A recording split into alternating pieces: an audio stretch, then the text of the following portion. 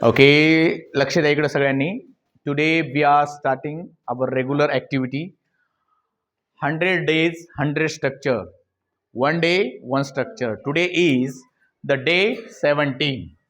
आज 17वा दिवस आहे आणि आज आपण एक नवीन स्ट्रक्चर शिकलेलो आहोत. तर हे जे स्ट्रक्चर आहे, तर या स्ट्रक्चरमध्ये आपण एक प्रश्न विचारलाय बघा. हा क्वेश्चन आहे. क्वेश्चन आहे what are you doing. What are you doing, तू काय करत आहेस. काय प्रश्न, व्हॉट आर यू डुईंग, तू काय करत आहेस. आणि त्याची उत्तर आपल्याला या ठिकाणी द्यायची आहे. ठीक आहे. समजा आता मी जर तुला विचारलं, स्टँड अप, तू काय करत आहेस, व्हॉट आर यू डुईंग, आणि तू जर समजा अभ्यास करत असशील, बरोबर आहे, तू काय करायलीस, अभ्यास, तर तू काय सांगशील. आय एम, सांगा. I am studying. I am studying. हा, काय सांगेल ती, आय एम स्टडिंग. बसा खाली. बघा, म्हणजे या ठिकाणी आय एम स्टडिंग. पण आता आपल्याला त्याच्या पुढे थोडंसं जायचंय की मी रोहन सोबत अभ्यास करत आहे. चला, कोण सांगेल. हा, यस, माऊली माऊली माऊली. हा, मी रोहन सोबत अभ्यास करत आहे. I am studying with Rohan. शाबास, I am studying with Rohan. बघा, विथचा वापर केला आपण. विथ म्हणजे काय, सोबत. आपण थोडेसे एक्सपांड करतोय, वाक्यांना मोठं करतोय. ठीक आहे. समजा आता हा प्रश्न जो आहे, ते या प्रश्नामधला जो यू आहे तो मी गोल करतोय, सर्कल करतोय.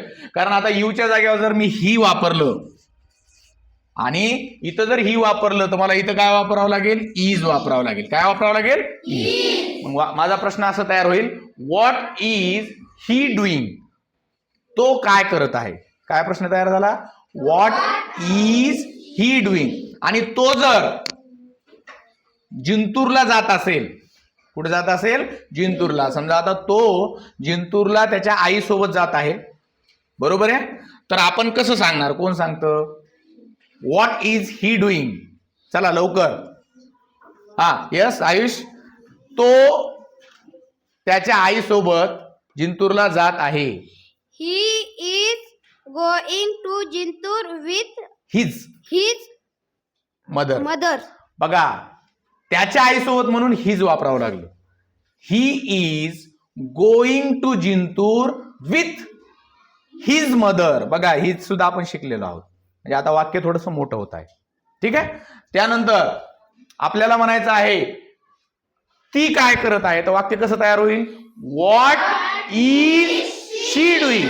हिच्या जागेवर काही शी. आणि आपल्याला म्हणायचंय की ती रेशमाला मदत करत आहे. तर कसं वाक्य तयार होईल, फक्त हात वर करायचा, ती रेशमाला मदत करत आहे. हा, यस, सांगा. What is she doing. She is helping Reshma. तू घे ना, बरोबर आहे. She is helping to Reshma. हा, रेशमाला. She is helping to Reshma. ती रेशमाला मदत करत आहे. बघा, इथं मी टू साठी ला दिलेला आहे. म्हणजे आपल्याला ला जर येत असेल वाक्यामध्ये, तर टूचा वापर करायचा आहे. She is helping to Reshma.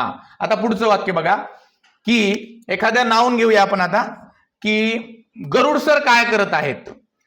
Garud sir काय करत आहेत, आणि तुम्हाला सांगायचं गरुड सर इंग्रजी शिकवत आहेत. चला, मग वाक्य प्रश्न काय तयार होईल, what are Garud sir doing. काय प्रश्न तयार होईल,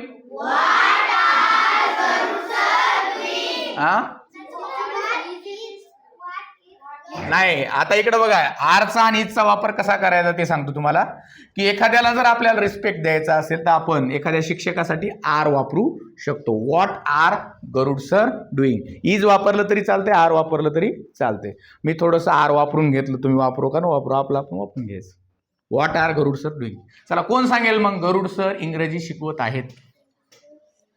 मग तुम्हाला गरुड सर इजच्या ऐवजी काय म्हणावं लागेल, मग आता गरुड सर आर. हा, चला, कोण सांगते. हा, सांगा. गरुड सर आर टीच इंग्लिश. टीचिंग. गरुड सर आर टीचिंग इंग्लिश. हा, गरुड सर आर टीचिंग इंग्लिश. बघा, आपण आर वापरू शकतो. आता आपल्याला म्हणायचं आहे की तुम्ही काय करत आहात. तर मग व्हॉट आर यू डुईंग, बरोबर आहे. हे झालं. त्याच्यानंतर आपल्याला विचारायचं आहे की ते काय करत आहेत. व्हॉट आर दे डुईंग, काय म्हणायचंय. हा, आणि आपल्याला आता म्हणायचंय की ते वाक्य बनवत आहेत. ते वाक्य बनवत आहेत तर कसं म्हणणार सांगा बरं. ते वाक्य बनवत आहेत. Yes Sandhya. They are making sentences. They are making sentences. म्हणजे अशा प्रकारे आपण या ठिकाणी एक क्वेश्चन आहे त्या क्वेश्चनचे सुद्धा 7 क्वेश्चन करू शकतो.